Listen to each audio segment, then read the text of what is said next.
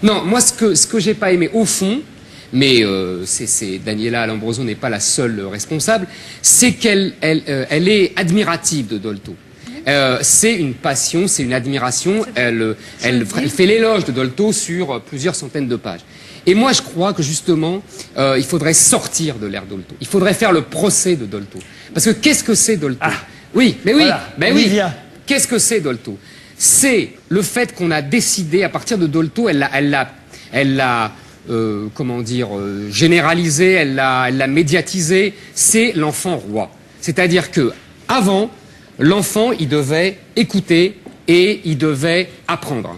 Aujourd'hui, c'est lui qu'on écoute et c'est de lui qu'on apprend.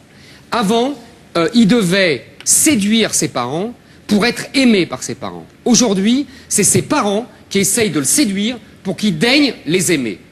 Le résultat aujourd'hui, c'est qu'on a des enfants odieux, on a des enfants qui sont malheureux de leur super pouvoir, on a des enfants qui ne grandissent jamais parce que le père ne les a jamais arrachés à leur fusion avec leur mère. C'est un peu le cas de Carlos que tu décris là.